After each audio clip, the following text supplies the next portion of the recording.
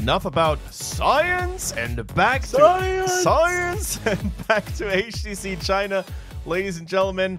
I think the studio is safe. We're not gonna have to run and evacuate like the Boom Slap. So let's witness Beyond the Game against TeamNut, the team that has to go for the back-to-back series here, going down against KT in rather terrifying fashion, I would say.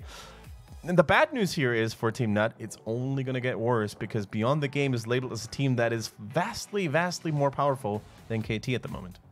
Indeed, just going 1-1 versus the 1 here, and as such, our Chinese casters and myself, and I expect Mr. Kendrick here, will also be going with a 2-0 in favor of Beyond the Game. Although, just to quickly call back to that Hearthstone thing, I see some people complaining about the cliffhangers. If you do want to see the conclusion of that after HGC China is over, you can head to youtube.com/play Hearthstone, where you can find the animated short, episode 1 of the animated short, Into the Boom Labs, animated by Ronchi Animation. Very talented animator who I've followed for a long time. You should go check that out after HGC China, in between that and the EU Open Division. But for now, TeamNut might be in trouble. Tetra, there's this one thing I've been wanting to ask you the entire day. Are you wearing another wrestling reference shirt? Yes, I am, but I'm running out. But this one is for the wrestling tag team, the New Day, and it is New Day rocks with trombones and unicorns. Here we go. Oh, they must look fabulous in the ring. Oh, they really are. They wear turquoise pink and all sorts of rainbow colors. They throw pancakes and cereal at the audience. It's very strange to describe. The fact is they're really good, though, so I quite like it. Why not? BTG back for round 2 for the day, their second series, and they're going to look to take down TeamNut. I was going to say, instead of pancakes and cereal, these guys are probably going to sling a lot of fire, ice, and whatever else they can find onto their opponents, TeamNut. Beyond the Game, they're looking good. They had a really clutch series earlier against the 1 where they were almost able to make the upset perfect. If only the 1 wasn't the 1, and they would always find a way to squeeze in that victory with that backdoor on Brax's holdout. Absolutely amazing series. If you haven't watched it, guys, make sure to do so right now. Maybe not right now, in a few minutes. Yeah. At some point. Yeah, when you have time. When there's no esports on. As we see TeamNut back for round 2. They literally just came off a really rough defeat versus KT. It's unfortunate, but I'm not feeling that that's going to change. Yeah, unless they somehow find that miracle strategy to crack the defenses of Beyond the Game. But as Tetra said, it's not going to be an easy task by any means. If you look at the numbers here, TeamNut is actually still doing okay because they had a really good run. But back in the days when they were looking strong, they had Fei Yi in their ranks. And unfortunately, Fei Yi, if you're lacking one of those powerful players of his caliber, then you're going to be in a world of trouble. And with the reinforcements they got, it is 7 Milk, the current support player. And Natui, who used to be the go-to support player, he's now on the melee flex role. That he is. And unfortunately, it's not working out for them so far. They ran a Bloodlust comp last game, and it might have had potential, but they were already so far behind by the time they actually got the Bloodlust that it did not work out at all. But we're heading into the draft, and this was a TeamNut map choice. So first pick and first ban are going over to Beyond the Game. All right, so just like in the previous series, we're going to get deployed to the Battlefield of Eternity. And I think it is once again TeamNut who chose that map. So there's definitely a theme going on here. So maybe they've just practiced this map more than the other ones. Let's see if they can actually make a stand here this time around against Beyond the Game. Now, I'm not sure if Beyond the Game is going to play the Sergeant Hammer, but they certainly could if they wanted to basically get good chances of winning the game. Because if they were watching the last few series that TeamNut played, it should be very obvious right now that they have a weakness dealing with Sergeant Hammer.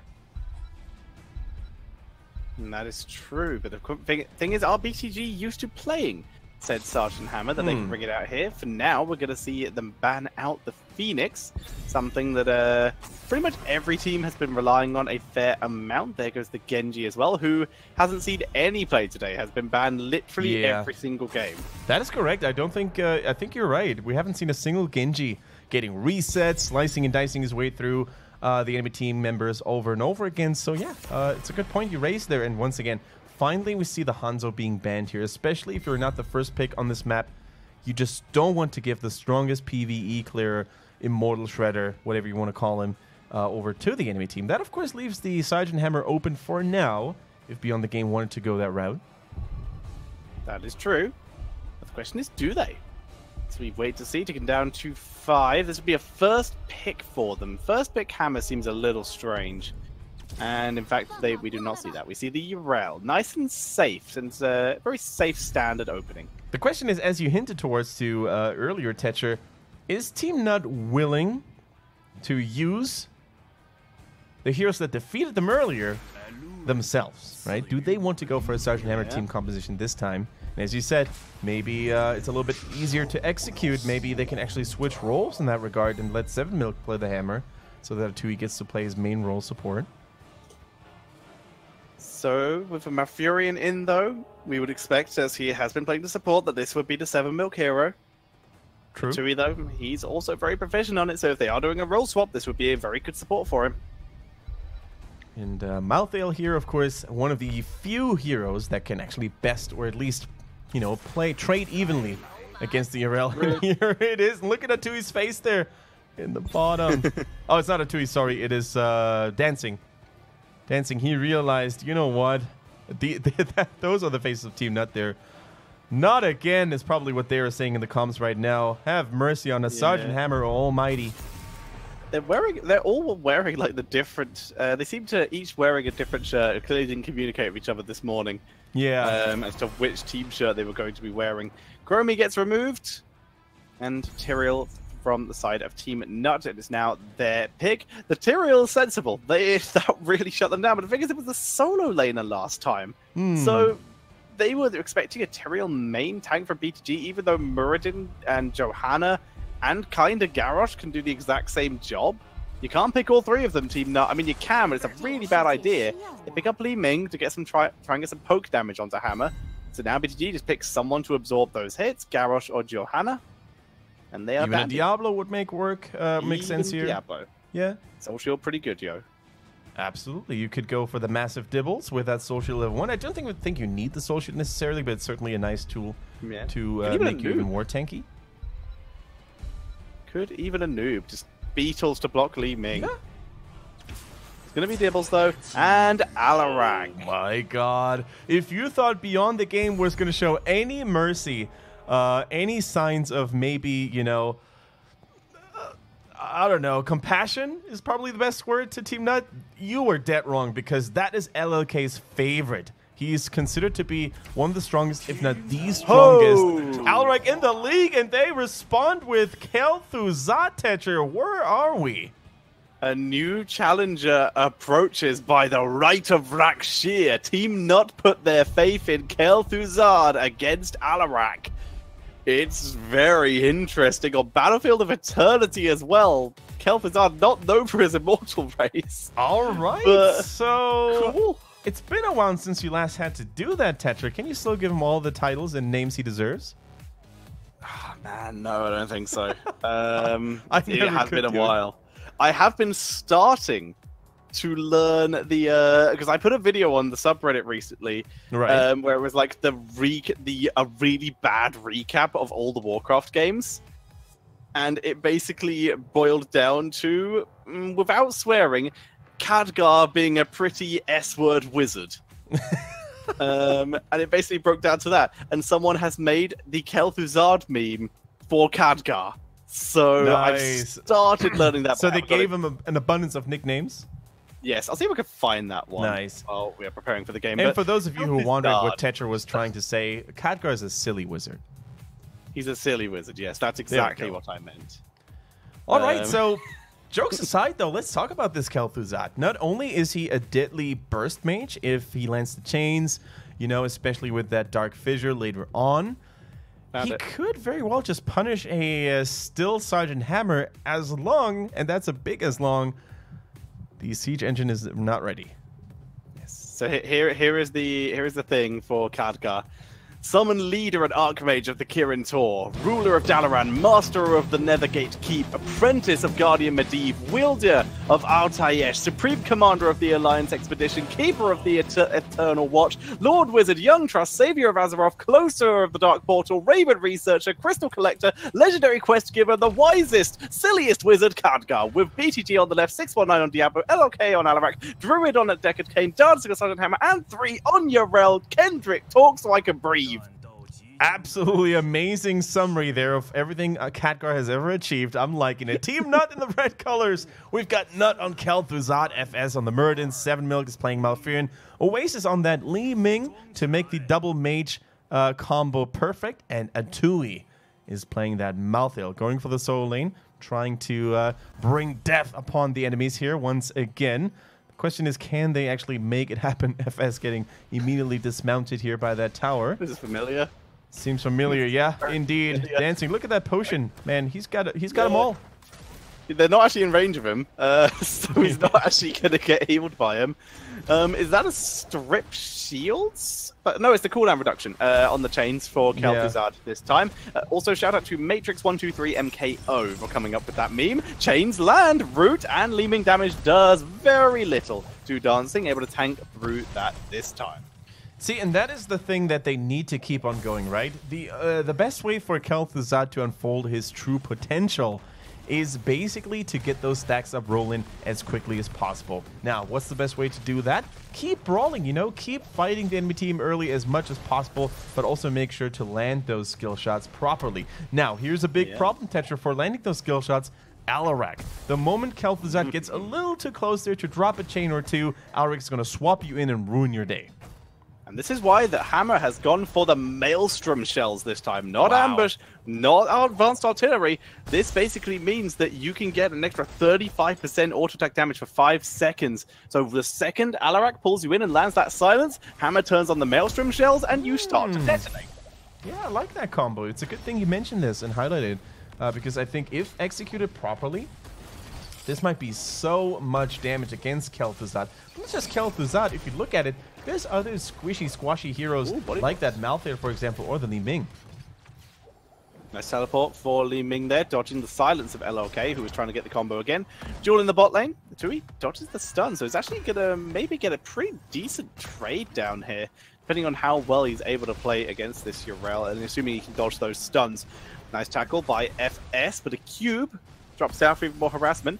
Well, they are making the push go slower than usual, so they're doing okay, our TeamNut, at least so far.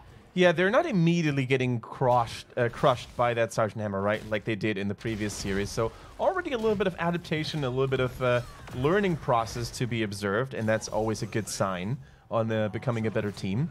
So now level 4 has hit for Beyond the Game, and immediately they're trying to set up a kill here against Muradin. Dwarf tosses to safety, though. And Yrel is perfectly aware of that mercenary camp try by TeamNut. Now, reinforcements have arrived in Atui. You need to get out of there, mate. Ooh, down he goes.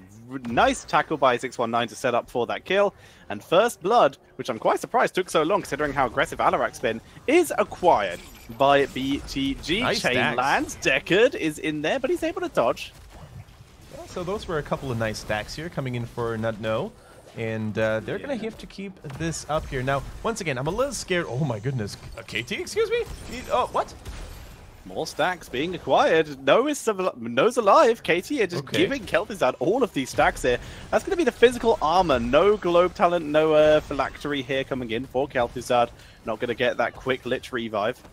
Yeah, going for the armor of the Archlich, right? So he gets a little bit of protection against the Sergeant Hammer. You mentioned the Maelstrom shells. So especially against those heavy-hitting auto attacks, the armor for Kel'Thuzad can come in quite handy. But as you said, no phylactery, which is normally the go-to. So no lifesteal and no immediate revive in the case of an emergency.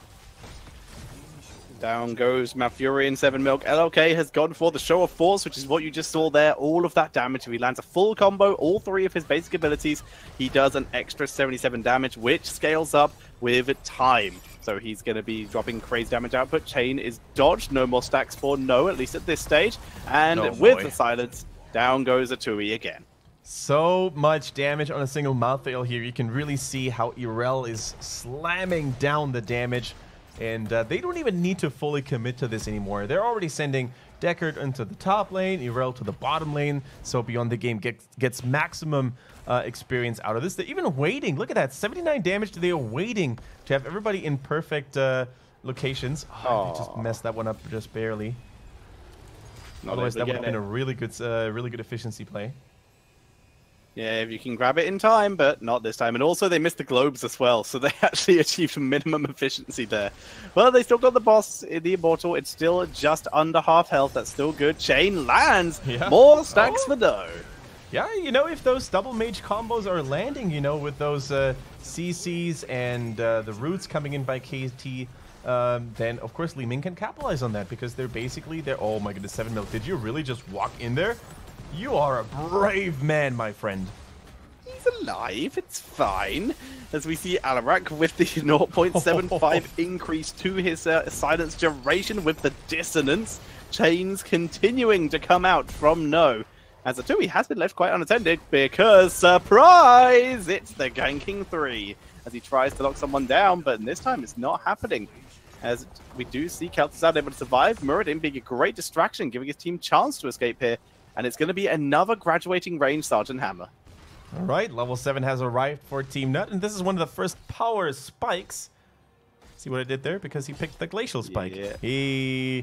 No, for one of the first power spikes for KT, because he can now chain people to this Glacial Spike to basically manually have his own version of CC and terrain, which is very useful, and after it explodes, it also, of course, adds a nice little amount of extra burst damage. Meantime, 3 surrounded and sandwiched by 3 enemy heroes. 7 Milk going over the roots too. Nice pickup. 7 Milk hitting a root for the first time, and it was a really good one. Picks them up the kill. They turn around, chain is applied to Diablo, who gets chugged, and TeamNut have awoken. That is true. That is the first 2 kills they were able to get in this game, and look at the experience. It makes such a difference, you know, when you get the kills as the team that's currently slightly behind. So good momentum play by them, and the Nuts are not dead yet, although they weren't able to look particularly good in the previous series. If you underestimate them and if you go in too deep, too overzealously, then you're going to pay. So we see them hovering around. They've captured their fallen shaman, but are going to wait for it. No, the hero is chosen as the hero who is best to do this. He is not the tankiest, so if he was going to be in trouble, but they have full vision. 7 Milk is going to fall here. 3 in the perfect position to set up for that. And they're able to pick up the kill, looking for another one, seeing if they can get Muradin. Silence does not land, though. FS might be able to get away. Dwarf Toss is good, and the Scroll of Sealing does not land. FS gets out. Yeah, really solid there. Good job by Muradin. He needed to stay alive there, and now look at that damage to the Sergeant Hammer. Not all that much after all, because of that armor he or she just gained. But, you know, still better than missing all those spells entirely. Now Muradin once again in trouble, gets flung and hammered in all sorts of directions. Round 2 on killing Muradin, gets the slam to buy himself some time. Hammer from the side, the armor keeps him alive for Radric Q, but 3 comes in with the stomp, and they're going to pick up the kill. The 25 armor, as you said, from the Dwarf Toss almost were sufficient enough to keep him safe against that last Sergeant Hammer auto attack. We see another Napalm Strike here coming in, by the way, for stronger racing, stronger sieging. Charge. And I like it. All right. Deadly charge, you're right. For Alarak. That is aggressive, and you're against a Kel'Thuzad. So I see absolutely no reason why this should not work. What's the biggest issue with Kel'Thuzad? He's squishy. How do you deal with that? You dive him. Yeah. And in this case, we have someone who can blow up and dive in the same composition. And what is there to really protect the backline for TeamNut? Not really a whole lot. Only one Muradin, but he's going to have his hands full actually trying to initiate and lock down someone with a Stormbolt, right? Look at that, tanking through the Dark Fissure like it was a piece of cake dancing. Can he stay safe this time, though? Last right picks up the kill. Nice. They're diving through. Tranquility is good, but here comes Alarak. He got a huge deadly chance to silence. Malfurion is down. It's a 1-for-1, but they're still pushing alive. Diablo is taken down. 619, keeping himself alive as long as possible with that healing as Druid is being focused down by FS. We see Li Ming taken out as well. Finally, Diablo falls, but he's got the revive here. No, trying to stay alive. Here comes the Glacial Spike, keeping him alive. No! Oh, BTG3 gets baited and outplayed by a Tui, saving No's life. As no, that's not a good place to port. No, you don't. That's not a good place to port. He goes down. Oh no, I think he was afraid of the enemy hero still lurking around, the vision obscured area. So he thought his best bet to get out to safety was to teleport in Hearthstone immediately. But as you said, Tetra, I think he did it under the towers of the enemy team. So they had perfect vision of that. And they were just coming back from base and they... It wasn't even under the tower. It was just in the direct path that they had to go through to get to the base. They literally just ran into it and was like, oh, cool, and killed him. 619 survives the last rights here and will even deny the stack here, but they're still going. The damage from Atui is going to be enough to finish off 3 here, though.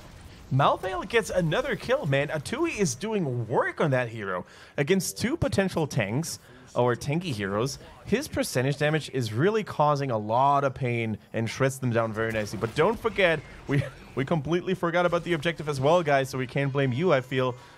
This Immortal hasn't been touched at all. Only now are the Nuts going to go back and try to defend against it. And they are going to be able to protect their key, probably, but it's still rough. That's going to be a lot of damage due to the fact that it is pretty much untouched, as you did say. Now, LK is trying to find a good angle to maybe deadly charge in there. He finds 7 Milk and they blow him to pieces. 7 Milk, please, you just need to find more safer locations to keep your teammates alive, because without the support, I don't think there's any way TeamNut can stop this Immortal from going into their base and destroying things. FS might actually be in trouble here. Scroll to ceiling, see you later. Chains come out, a little bit of damage, and the Blight is complete by No, so he now does a lot of damage, but he is dead, so less damage. Yeah, all right. So the death timers, at this point in time are pretty significant. 20 seconds now on KT, 14 on Muradin. Let's see if this Immortal is actually healthy enough. 10%-ish. Oh, man, if that gets Li Ming, that is game. That's what we're talking about. Maelstrom Shells after the Alarak combo, wipes Li Ming, and the core starts going down. With the graduating range as well, they even get Malthael for good measure. That's going to be game, and game number 1 goes over to BTG. But Signs of Life coming in for TeamNut. Turns out the game they looked the best so far today is the one they picked Kel'Thuzad. Sometimes you can surprise your opponents and catch them off guard, and I think that's exactly what happened there. But a player that I wanted to really highlight here, next to the KT, next to the Kel'Thuzad, was a Tui on that Malthael, man. He was shredding his way through the enemy team's front line like a hot knife through butter. And, if they can maybe have these moments of brilliance, as you said, Tetra, more frequently in a game, who knows? They could tie the series. Not bad at all coming in.